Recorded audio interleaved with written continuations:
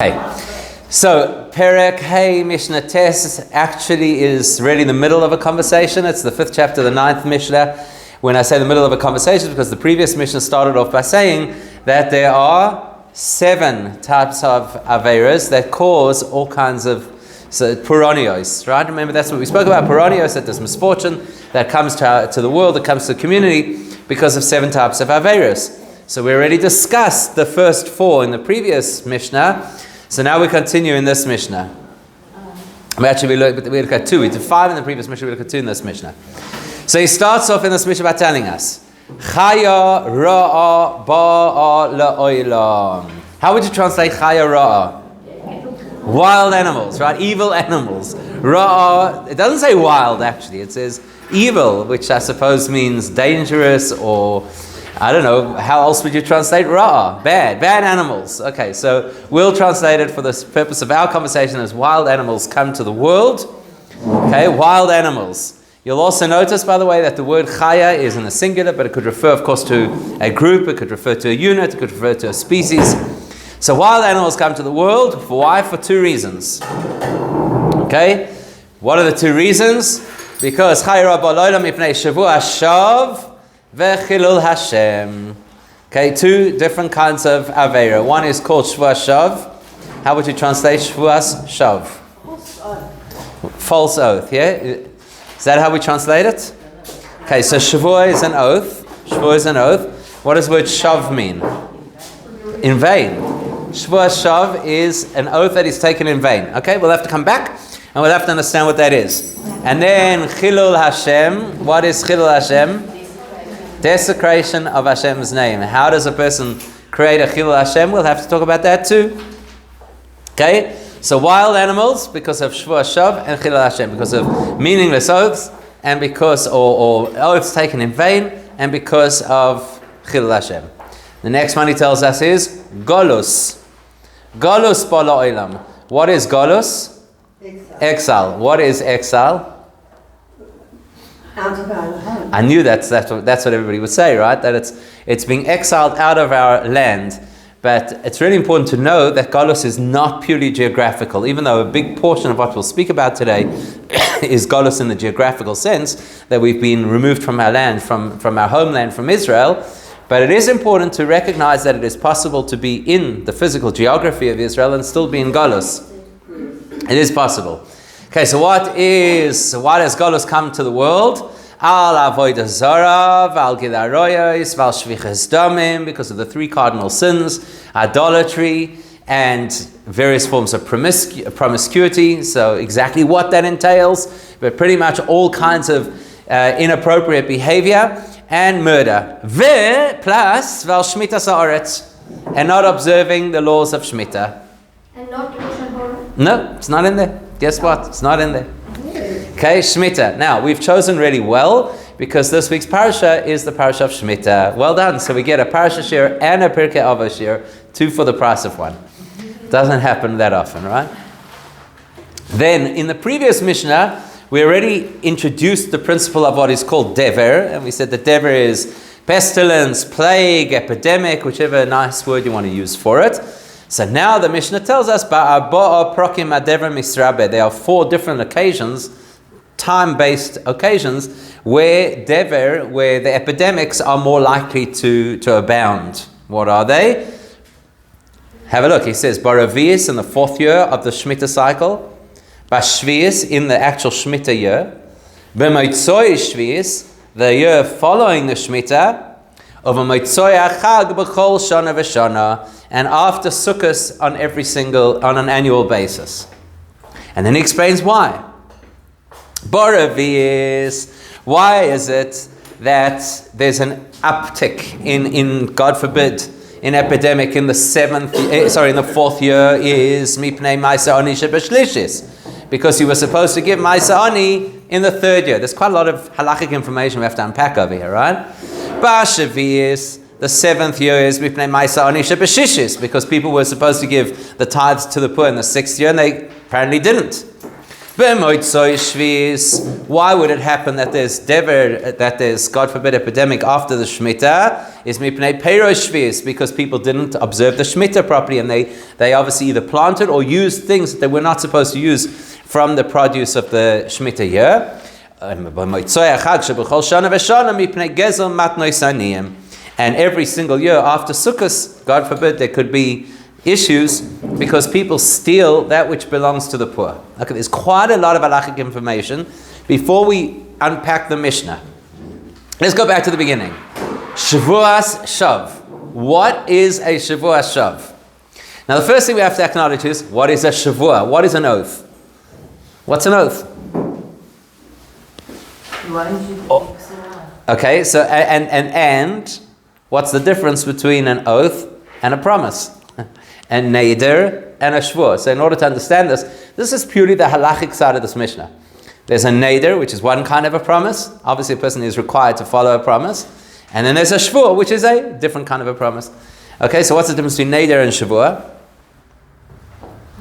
So a neder is an undertaking. That's why when you commit to something, what do you say? Bli neder. I don't want to have the full force of this halachically binding undertaking just in case I let myself down. So neder is when a person makes an undertaking, either to do or to avoid doing something. Those are the two terms of neder. Shvuah is where a person makes an oath, typically in a Beis Din, and using Hashem's name, in order to attest to the fact that either you did something or something happened, or that something is a fact. Okay? So, for example, let's say we've got two people to come to the Beis Din. Is it testifying? It's not only testifying, that's the point. Because let's say we have two people to come to the Beis Din. One person comes to the Beis Din to say, so let's give them names, as we always do, Ruvain and Shimon. Okay, so Ruvain comes to the Beis Din, and Ruvain says, Shimon owes me 10,000 bucks. So the Beis Din now brings Shimon. What do you say in your defense? So Shimon says, I agree that I owe him money, but I don't agree that it's 10,000. So the Beis Din says, so how much do you owe? He says, I owe him 5,000 rand. So now the halacha is, he is what is called moide b'miktas. That means that he is admitted to part of the claim against him. Chayev shvua. We're now going to make this person take an oath that what he's saying is true, that he only owes 5,000 rand, not 10,000 rand. Okay, so it's not testimony, but this is the way of verifying that his version of the story is true. Because to take a shvua is a very serious business, and if a person takes a shvua and it is false, but as we've just seen, it has an effect not only on the individual but on the community. Chayara could, God forbid, bring all kinds of menace into the community. Besides the fact that the dayanim, the judges, would tell the person that you're taking Hashem's name in vain, and the whole world trembled when Hashem warned us not to use his name in vain, etc., etc. Very serious business. So that example is where a person actually believes their story, so they're taking a shavua. Now what happens if subsequently we're able to prove, let's say witnesses come along or we dig up a document, and now we know that the guy actually lied under oath. So that would be what's called a shavuas sheker. That would be a false oath. And part of what we're discussing in this Mishnah is somebody who makes a false oath. But we're also discussing over here somebody who makes what is called shavuas shav. Shavuas shav is the broadest category of inappropriate oaths that a person could make. So what else would constitute a shavuas shav? So listen to this. What happens if a person says, I hereby take an oath that I'm going to learn Torah every single day? I didn't say that as an oath, it was just an example. Right, okay, so let's say the person makes such an oath. So then we'll say, fine, great, now you are beholden by this oath. You've got to keep it. And if it turns out that the person down the line does not keep that oath, that's a problem. Of course, the example I used wasn't a real oath because I didn't use Hashem's name, right? The person said, I swear in Hashem's name, da-da-da. What happens if a person says that they swear they're not going to sleep for a week? So now what? So the Rambam says very interestingly, we don't wait to see how far the person goes, and then eventually when they doze off, then we say, you've now broken the law and you're going to be punished. We punish them immediately. Why? Because that's a shvua shav. It is an oath that has no meaning. It is not possible for a human to go for a week without sleep. Not possible. So therefore, right from the start, it's shvua shav. Right from the beginning, the oath has no meaning. It has no bearing. It's already an avera. Likewise, here's another example. Let's say that a person says, I swear, and they invoke Hashem's name, that it is nighttime right now. We'll say that's shvua shav. You're using Hashem's name in vain because you're making a statement that is patently false. Anybody with eyes can tell that this shavua is nonsense. So therefore we don't wait, and that is already right there, shvua shav. How's about this? What happens if a person makes a shavua to say it's right now daytime? Is that an acceptable shavua? The person says, they hereby swear, using Hashem's name, they swear that it is daytime now. Is that an acceptable shavua or not? So that's also a shavua shav. That's in vain. You don't need to take an oath because, again, anybody with eyes can see that it's daytime. So it's invoking Hashem's name for no purpose at all. So all of that is what is included in shvua shav. False oaths, oaths that a person undertakes that could never be fulfilled, oaths about the impossible, and oaths about the obvious. That's all under the category of shvua shav. Can a father take away an oath from a child? Okay, good question. Good question. Okay, good question. So where in the Torah tells us the halachas of shavuos, of taking an oath, there is jurisdiction given to a father to be able to absolve a minor's oath and a husband to absolve a wife's oath. I don't want to get really technical, but there is a difference between how they work. The one is called hatoras nedarim, one is called haforas nedarim. I don't want to get too technical about how it works, and it also depends on how soon after they hear or whether they endorse it in any way. So there are many, many halachas that come into play, but basically, yes, basically there is that scope. And that correct. Well, again, they can only annul an undertaking. They can't undo an oath that was nonsense. But a child, obviously, who's a minor, isn't liable for punishment in any event. So it's really a moot point. Okay. So that's shvua shav. That's the one category. Now let's look at the other category. Chilul Hashem. Okay, what is a chilul Hashem? What's a chilul? Let's give an example. What constitutes chilul Hashem? Desecration of Hashem's name. How does a person desecrate Hashem's name? What is the classical example of chilul Hashem? Okay. Not necessarily, by the way. That's Maris Ayin. That's a different story, and the possibility of misleading people. But what is chilul? What is the classic example of chilul Hashem? This is the funny thing. We have become so accustomed, and not incorrectly, to various other forms of chilul Hashem that we've actually lost track of what the original chilul Hashem is. You know what the original chilul Hashem is? Where a person does an aveira that the Torah says a person should rather have died for. That is the ultimate chilul Hashem. So there are three aveiras, right? Idolatry, adultery or incest, and according to the Rambam, homosexuality as well, and murder, where if a person is threatened to either transgress one of those laws or lose their life, and they choose not to lose their life, that is the original chilul Hashem. That is a desecration of Hashem's name, because that indicates that the person, so to speak, doesn't care enough about Hashem to be willing to go to sacrifice for these core fundamental aveiras. Then the next level of chilul Hashem is a person who deliberately does an aveira in public to make a statement. Same principle, right? That indicates that the person doesn't care about Hashem. So that's why they're willing to dafka go in public and do an aveira. And if that public is more than 10 people, then it is what's called chilul Hashem berabim, which is an even higher form of chilul Hashem and a very, very serious type of misdeed. And then the one that we're all told about, you better behave well because you represent your community. That's the next level of chilul Hashem.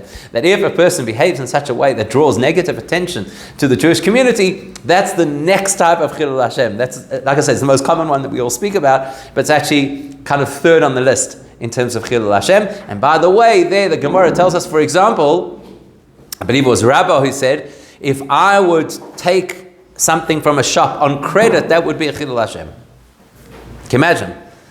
If I took something on credit, that would be Chilul Hashem. If you don't pay immediately, because the expectation of Torah is that you settle your debts immediately. How's that for a thought? Now, what's the link? But then that's credit cards. Yeah, absolutely. So I'm saying, by rights, the highest level of Judaism is you should not do. Okay, I don't want to pass halachas over here. I don't want to, burn a hole in anybody's wallets. But credit is an issue, especially credit with interest. Okay, leave that for now. So, what's the link between false oaths or vain oaths and Chilul Hashem? What's the connection? Both a desecration of Hashem. Exactly, because both of them are a desecration of Hashem's name. Remember, Shavua has to include Hashem's name. Therefore, the person who takes an inappropriate Shavua is using Hashem's name in a way that is disrespectful to Hashem. So that's a desecration of Hashem's name. The pasuk actually says, "V'lo yisishavu bishmi lashoker." You should not swear in my name falsely, v'chilalta Hashem elakecha, because that will desecrate Hashem's name. So that's how you see the link between the two of them. But sometimes people will say, if they want to prove they haven't done something, they will say, I swear to Yes, exactly. that I did not do it. Exactly. Is that considered like... Well, this is the problem. And you are showing you didn't do it. Is that like you can't... This is exactly the problem, right? So people want to say things like, I swear to God. No, that's not Hashem's name. I swear to God. Right? That's a problem. That's actually a problem. And that's where a person has to be incredibly careful about it, because the halacha is that if you use Hashem's name in the language that you speak, and it's considered the name for Hashem in the language that you speak, that is using Hashem's name. So we have to be really careful with that. God. That's not his God, yeah, God, according to many poskim, God is a problem in context of referring Hashem's name. But if you're talking about Hashem and you... No, that's different. That's different. But even then, we ideally prefer to use the word Hashem rather than the word God, because God is a holy, so to speak, name in English.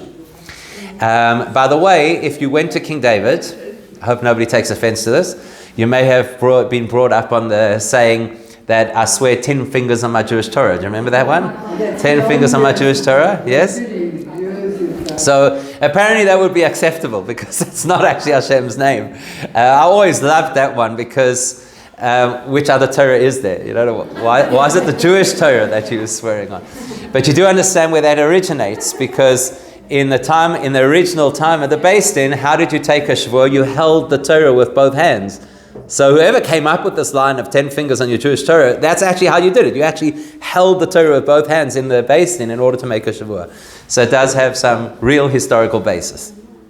Okay, so now we're going to work out what is the link between these two types of behavior, Shavuot Shav and Chilul Hashem, and the concept of wild animals and how they come into the world. So the first thing that we realize is clearly, remember, everything in Torah has the positive and the negative. There's the corollary to every concept. So the implication is, if a person desecrates Hashem's name, they're now susceptible, God forbid, to wild animals. What's the corollary?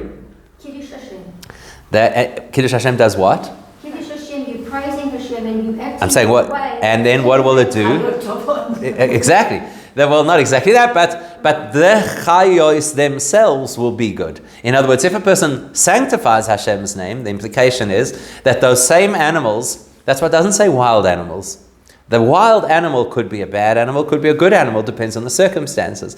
So if a person sanctifies Hashem's name, then those same wild animals actually become good animals in their context. What's the classic example? Sacrifices. No. The wolf. The lamb. No. The wolf. Daniel and the lions. Right? That's exactly the story. Because Daniel, what was the story? The story was around idolatry, and Daniel refuses to engage in idolatry. He lands up in the lion's den. What happens? He was Mekadesh Shem Shamayim. He sanctified Hashem's name. So the chayos are not ra'os. They're still chayos. Chayos is a designation of a wild animal, and they are still predatory animals. But in the context of somebody who is Mekadesh Shem Shamayim, who sanctifies, and in particular in public sanctifies Hashem's name, those same animals are not a threat to him. Interesting, right? But that just means it's a protection from Chayas Rose. It doesn't necessarily mean the Chayas are Tobos. You're right. Okay, so you know what? You're bringing up another very interesting conversation, which we're not going to get into now, and that is one of the things we're told about the time of Mashiach. It says when Mashiach comes, Mashbis Mazikin Min Ha'olam, that Hashem is going to be mashbis, anything which causes harm in our world. So there's two opinions in the Gemara. Does mashbis mean that Hashem will eradicate all the forces that cause harm in our world, including predatory animals or snakes or scorpions? Or mashbis from the word Shabbos, that he's going to allow them still to exist, but they will no longer be harmful. So that's the question. Is it a protection where you remove the threat, or do you actually change the nature of the threat to now become docile? So it would appear that in Daniel's case, the animals become docile. It's not just that he's protected from them, they actually become docile in his company. We have a similar thing with Noach on the Teva, that all the animals, they did not behave in their normal aggressive or predatory way while they were on the ark.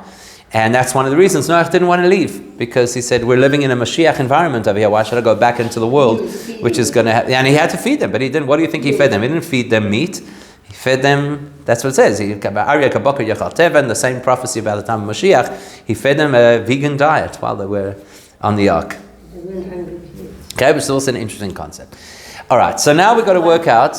There was the one thing that they did attack him. The one he came late, the lion gave him a shtickle clap, and then that's what it says, that Noach was groaning and spitting up blood, Rashi says, because he got a bit of a smack from the lion because he was late. What I don't understand is Noah fed these animals, and when he came out of the ark, because he had fed them, now you can eat them. I mean, the poor animals. I mean, surely you should have said you mustn't eat them.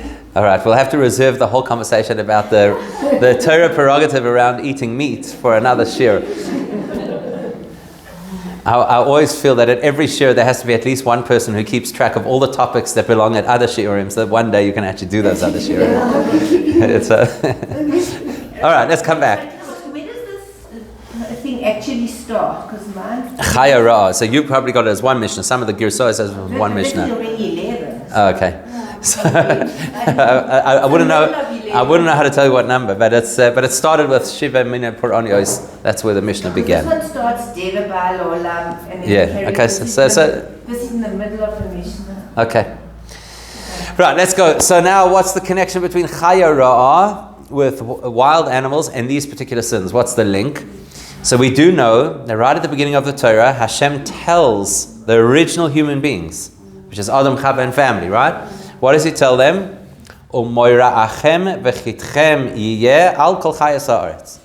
That what's going to happen at the beginning of time, Hashem promises us that the nature of being human is that animals will naturally fear you. And from that, the Gemara tells us that if a person looks like a human, then they have nothing to fear of an animal.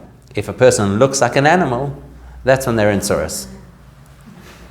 Okay, that's very nice. How do you look like a human? What are we supposed to do differently? I don't know. I know they say that people look like their dogs. Fine. But what does it mean that you're supposed to look like a human? What are we supposed... Are we supposed to now all go for some modifications? You know, what does it mean look like a human? The refinement of a person. Okay, so what is the refinement? Okay, good. So what is the refinement of a human? What causes the refinement of a person? Yiras Hashem. If a person lives with a tangible sense of awe of God, then by nature the animals are in awe of that human. If a person loses their sense of awe of God, then the animals lose the sense of awe of their human. So this is not necessarily Jewish or not Jewish.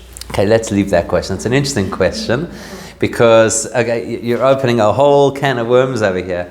If there's a distinction over here, Jewish person, not Jewish person, Adam versus Ish, the pasuk in Yeshaya that the Gemara brings about Atem Kriyim Adam. It's an interesting topic. It's a very interesting topic. Whether this is a global phenomenon or if it's by virtue of the fact that you have Torah and therefore you have a different perspective of awe of Hashem.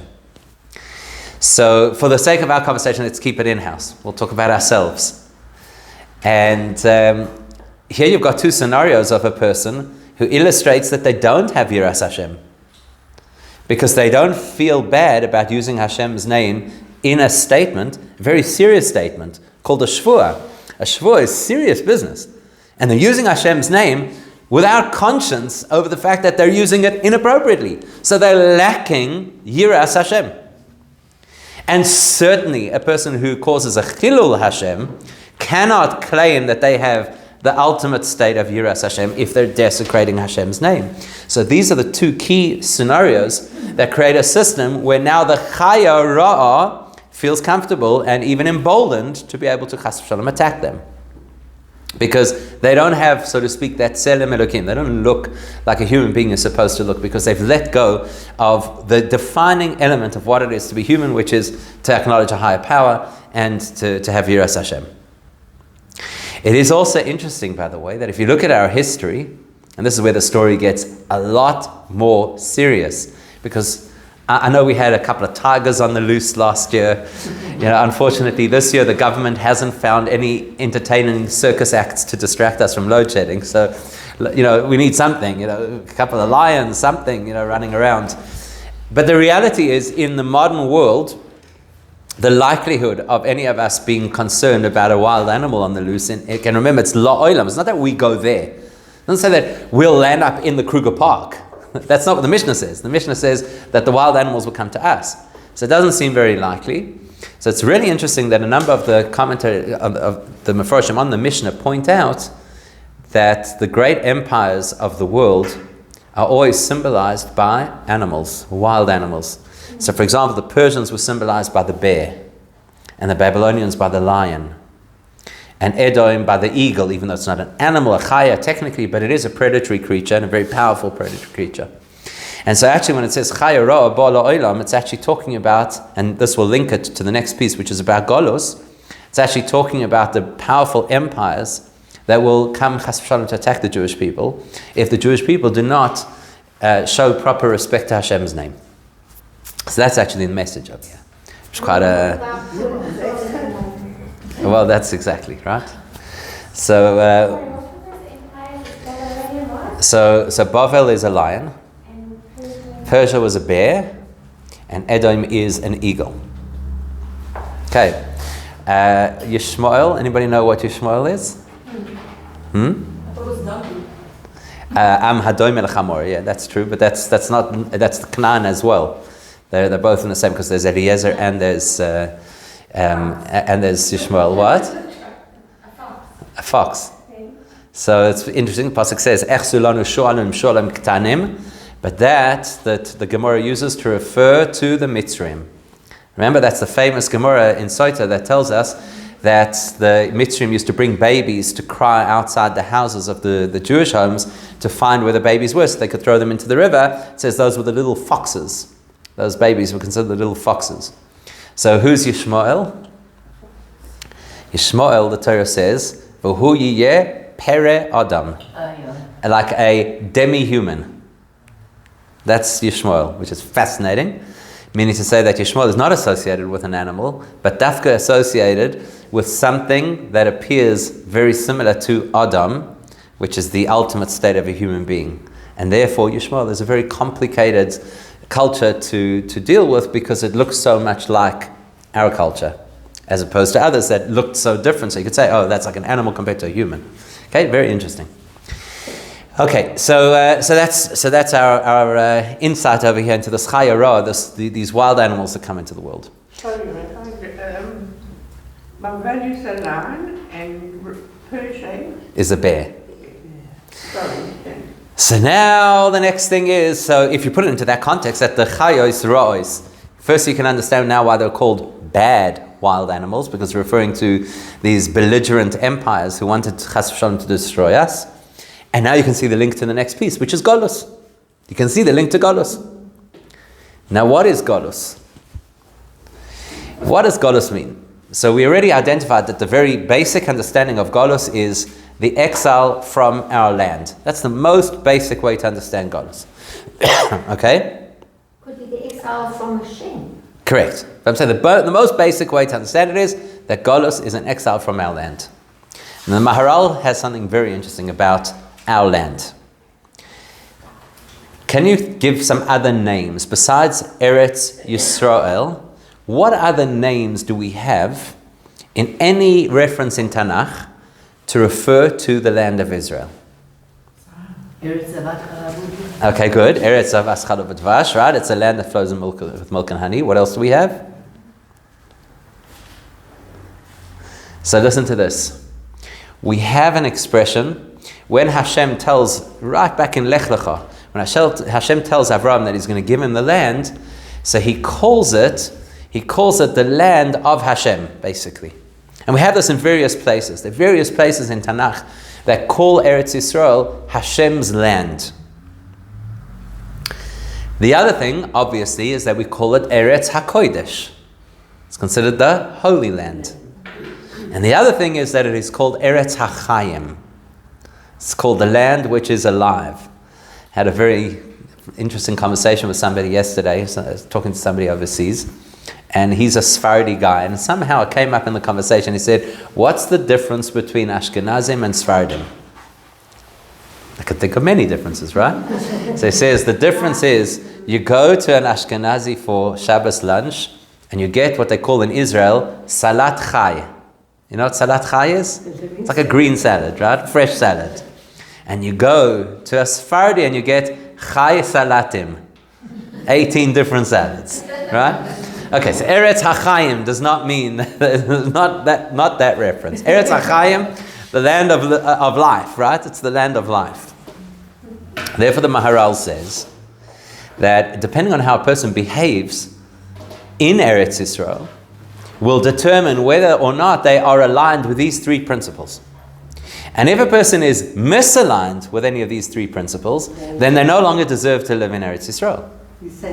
Okay, right. That's what the parasha says in Achrei Mos. V'lo saki haaretz eschem. Right, that the land doesn't say spit. I'm sorry, it says vomit you out. Right, and Rashi says it's like somebody who has a very sensitive system, and if they eat a food that's not exactly 100%, the system can't retain the food. Eretz Yisrael, this is very finely tuned, and if a person's behavior doesn't suit the way that Hashem expects, then the land can't tolerate the people, and you know. So therefore the Maharal says, if it's called Eretz Hashem, or however the language is, the various ways, Tamid Eine Hashem Elekecha Ba, the various expressions that indicate that it's Hashem's land, then if Jewish people in that land follow practices that reject Hashem, that's called Avodah Zarah, they can't be in the land. Can't. You cannot be in a land which is called God's land, at the same time worship people that are, or things that are other gods. Doesn't work. Can't be. What does Eretz HaKodesh mean? What makes a land holy? Or what does holiness mean? Where do we find the word holiness in the Torah? You know where? Kadoshim Tiyu. The pasuk says Kadoshim, that you should be holy, you should be sanctified. You should be, so what does Kadoshim mean? Have you ever looked in the Rambam? The Rambam has names for his 14 books of law. The book called Kedusha. What does it talk about? Separation. Separation from? From profanity. So it says separation from promiscuity and from non-kosher food. Those are the two subjects that he covers in Sefer Kedusha. Kadoshim to you, when the Torah tells us that you should be holy, Rashi says, what does it mean that you should be holy? That you should stay away from aroyos, from inappropriate relationships. And various other places in the Torah reiterate the same theme. So to be a holy land means that we have to be separate from the kind of promiscuity that was very common in the region. That's why when the Torah tells us about the laws against adultery and incest, the Torah there tells us, do not emulate Kamasei Eretz Canaan or Kamasei Eretz Mitzrayim. Don't follow the ways of the Egyptians or of the Canaanites, because that was what was prevalent in that region at that time. Right? So what happens if a person or a group of people, God forbid, no longer honor the Kedusha, the holiness that is supposed to exist within relationships? Then the land cannot tolerate us. And that's taka where the Torah says that the land will vomit us out. And if it is called Eretz HaChayim, if it's called the land of life, then Chas v'Shalom, if somebody kills, murders, they can't be in the land of life. So therefore the Maharal says these are the three things that illustrate to us what would reject a person from living in Eretz Yisrael. But the Mishnah said four things, right? So we do know, we have precedent. We do know that because of these three things, that's why the first Beis HaMikdash was destroyed and the Jews were exiled, was because of those three cardinal averas. But we also know, and it's coming up also in this week's parasha, we talk about the possibility, in the second parasha, we talk about the possibility of a period of exile that matches the amount of Shemitahs that were not kept in Israel. So the Torah says that X amount of Shemitahs were not kept, so X amount of years the Jews are in Golus. So there's a direct correlation between the observance of Shemitah and the concept of Golus. Now we've got to ask ourselves, why? What is the connection? Well, the simple answer is, Hashem gave us a land and He said, this is the way that you have to behave in this land. These are the laws of the land. Shemitah is a law of the land. If you don't observe the law of the land, then you cannot have that land. Right? So now let's dig down a little bit and understand, well, what is Shemitah all about? Why do we have Shemitah? Because it's actually Hashem's land, He's lent it to us. Right? And therefore we need to share it. Oh no, we need to give it a rest. we need to give it a rest. It's like Emunah and Hashem, to actually show the ultimate. Emunah and Hashem. Okay, so there's two different things, right? You've said that there's a concept of a rest and there's a concept of faith in Hashem. So it's really interesting because the Kli Yakar in this week's parasha quotes the Rambam. And he says that the Rambam argues the reason why we keep Shemitah is to allow the land to rest. Right? Says the Kli Yakar, doesn't make any sense. What does Hashem tell us?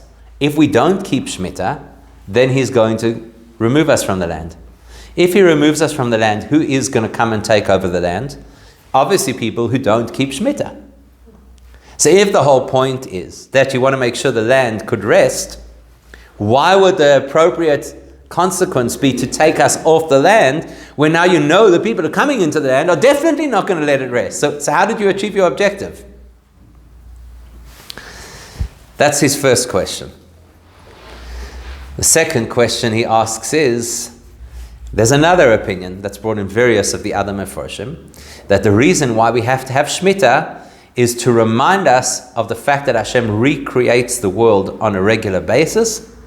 And so we have to let the land sit for a year to remind us that Hashem is rejuvenating and recreating the world. So he says, I don't understand that either. That's what Shabbos is for. And Shabbos is much more frequent. So we'll teach us that lesson much more often, that the purpose of letting ourselves rest is to remind us that Hashem is in control and Hashem recreates the world.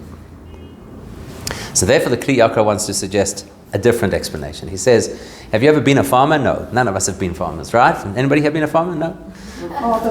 Okay, there you go. So if you go far enough, you'll find somebody might have grown up on a farm. That's about as close as we're going to get, right? Anybody who's a farmer will know. And if you're not a farmer, here's a little exercise you can do. The next time you fly to Cape Town, get a window seat. Look out the window about halfway through the flight when you're driving over the Free State, and you'll see kilometers of farms. And you know what you'll see in all of those farms? Always. You'll see some parts are green and some parts are brown. Always. Because we use, and all farmers use, a very simple technique that is called crop rotation. Because everybody knows that if you reuse the same earth again and again and again and again without a break, you will eventually deplete the minerals and the nutrition completely, and then you'll have nothing. So everybody knows you do a crop rotation. You move your fields every 2 years or whatever the case is. Nobody uses the same field for 6 years in a row in any farming community. Nobody does. Because that would not be viable. Says the Kli Yakar, what is the mitzvah? The mitzvah is not to let the field rest in Shemitah. It's a two-part mitzvah. The first part of the mitzvah is to work the field for 6 years. That's already a test of faith. Any thinking person would say, but I can't use this field again. I've used it now for 3 years in a row. I can't use it again. So the faith in Hashem is to say, but Hashem said you can. This is Israel. It's a different place. It doesn't operate in a normal, natural way. It operates in God's way.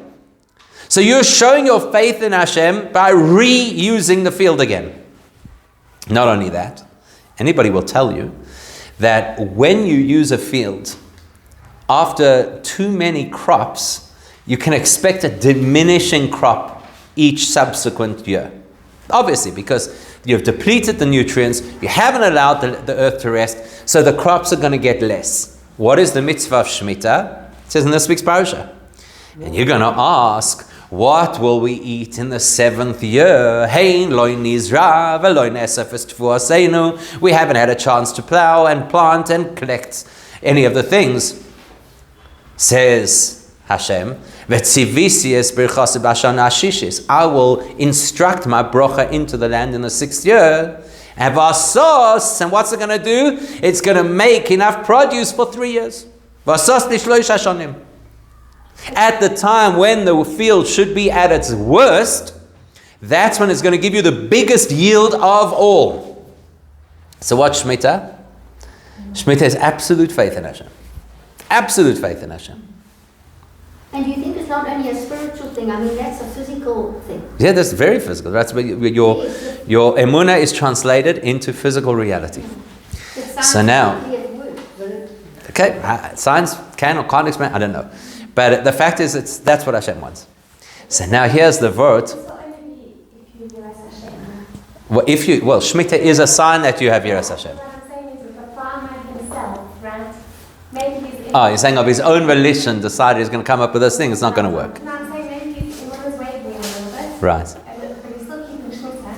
Maybe he won't have as much yield as a person who has full emunah. I can't say for sure, because I haven't interviewed farmers who've kept Shemitah, but my suspicion is a farmer who's keeping Shemitah has more emunah than most of us. Even if it's wavering a little bit, it's probably still more emunah than most of us. But this is not a lot of emunah, actually, because you see it before it starts. Meaning in the 6th year, I had tons of crop. It worked. Wonderful. 7th year, I'll stop working. Okay, It's so not like... you're clearly also not a farmer. Doesn't work like that. I don't know. Also mixed with 7 years of drought and 7 years. I don't know. I don't want to say that that's the same thing. Hashem says that you can try doing this, right? Right. And you will see money come. Right. He's not telling you money will come, therefore give stuff. Over here he's saying, I gave you lots of crops, next year stop working. So I believe it was this last Shemitah that we just had, but I could be wrong. Could have been the previous Shemitah, but I believe it was recent, where there were I don't know exactly what crop it was. I think for some reason it was some kind of flowers that they were producing in Israel. And the people who were the Shemitah observers, so the particular flowers that they grew, there was a big freeze in a whole lot of European countries that destroyed it. It might have been tulips, I'm not sure. I don't want to make it up. And their whole market was depleted, and they suddenly had to scramble for stock that was sitting, as it happens in Israel. So they had already harvested before the Shemitah. They hadn't seen the brocha yet.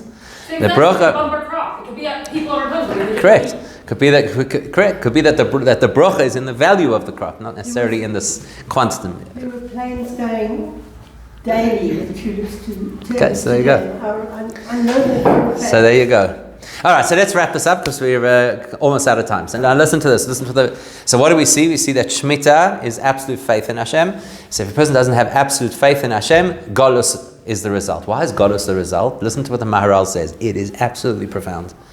It says the highest state of the human is to be in a state of complete rest. Meaning to say complete, he actually uses the word stillness. That's the highest state of a human being. What do you mean stillness? We have a word for this in Torah. The word is menucha. Peace, tranquility, serenity, right? Is the highest state. Person has absolute faith in Hashem. No matter what is going on around them, the whole world could be swirling in a storm around them, and they are in a state of menucha. They're completely still, calm, focused, grounded, mindful, where they need to be. That's emunah. The opposite of emunah is golus. Golus is the people who had been still physically in a particular place have now been ejected from that place, and they're homeless and they're refugees and they don't know where to put themselves. So that's the most chaotic place that a person can be. In fact, the Gemara tells us, Mi she'ein lo yibayis, ein lo adam. A person who doesn't have a house is not a full human. What does it mean? It doesn't mean you don't have a structure. If you don't have a place that's your home where you could be still, then you're not really a person. So if a person doesn't have emunah, this is a very deep message in this Mishnah. It's not that if a person doesn't keep Shemitah, Hashem's going to kick them out of the land and they'll be golus. Okay, so I don't live in Israel, so it's never going to happen to me. No. This is a message to us. If you don't live with a mentality of Shemitah, if you don't live with that absolute faith in Hashem, then your life is a life of golus. Your life is a place where you never feel at home. Your life is a place where you're always looking over your shoulder. You're always anxious about tomorrow. You're always concerned about the next thing that might unseat you. So this is not purely a conversation about agriculture and about the geography of Israel. This is a mindset. A Jewish person has to have a Shemitah mindset. Complete faith in Hashem. Hashem is the provider. Hashem has my back. Hashem has my best interests at heart. Hashem is good. And then I could be in a place of menucha. If I don't have that, if I don't believe and I have to work the extra, I can't let the so-called the Shemitah time off. I can't have my moments where I step back from the world and don't engage fully. If I can't do that, then I'm living in Golus regardless of where I might be geographically. I'm living in a place of anxiety and a place of insecurity wherever I might be. And that's an incredibly powerful lesson that I think each of us could meditate on and try and apply in our lives, and hopefully would make a really big difference. Because you know what that's saying? Just to bring it like really practically, that's saying a person could live in a place where there is electricity 24/7 and the roads are in good condition and your water never gets cut off, and you could be in Golus. And conversely, you could be in a place where every single day is a challenge, and you could be in Menucha.